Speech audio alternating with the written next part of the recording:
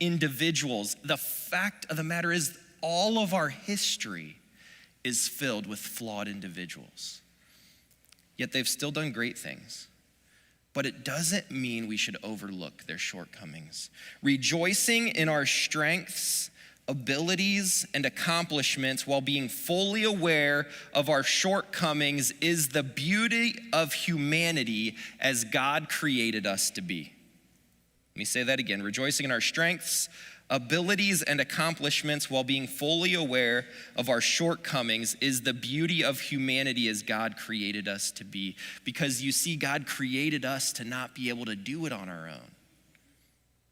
We have shortcomings. We have a desperate need for God to be at the center of our life and provide everything that we need.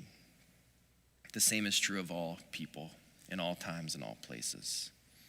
So it's foolish for us to just look at our greatness and ignore our weakness. We need to learn how to examine ourselves.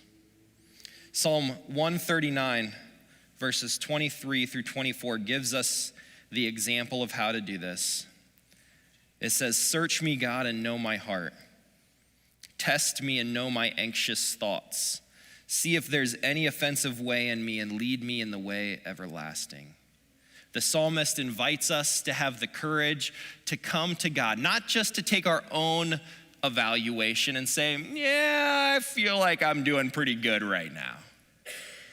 But to sit with God through his Holy Spirit and allow him to search you, allow him to test you, and to reveal anything that is anxious or offensive. And so let me give you some really practical steps to do this.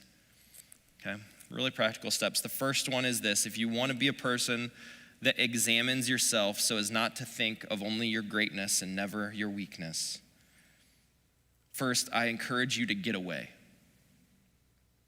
Get away from all the other voices that affirm your preconceived notion, your own thoughts. Get away from the worries of life. Maybe that is just going into your bedroom and locking the doors. Just get away. The second is to be quiet and still. I'll say this: you can do some personal evaluation while being active. I've learned every morning, one of my practices is I've just got to have a shower every morning. I can't skip a day without a shower.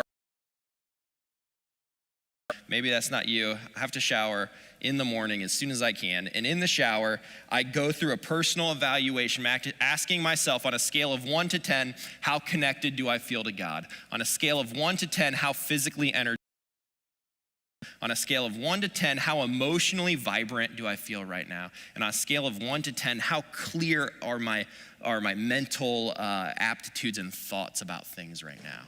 I've just used that every day. I go through that. It only takes a few seconds, and I think through the things that have contributed to that and the things that I need to do in order to increase my number if it's low throughout the day. You can do those things while you're active. Maybe you're a walker. You can walk down the road, walk your dog, listen to whatever is worship music or something like that. Maybe you can have some of that, but to really do the deep heart work, I think you've got to be quiet and still. So much of our identity is situated in what we can accomplish, how productive we can be. And if I can do this while also doing this, well, how much better?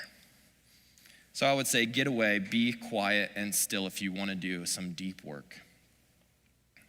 The third step is ask the Holy Spirit to search all the areas of your heart and reveal any anxious or any offensive or selfish way in you. And the second part of that is this: when God brings those to mind, refuse to justify it. Refuse to make excuses before God. Refuse to just be like, oh, I'm sorry that came up. He's like, I knew it was there. I just wanted you to know it was there. Refuse to give a reason why it's there. Refuse to explain why it's. Refuse to explain yourself before the Lord. And then ask the Holy Spirit what he wants you to know about this. See to mind. As I've sat with you, I've heard from you, you're saying that I'm jealous. What am I jealous about? What do I need to do with that?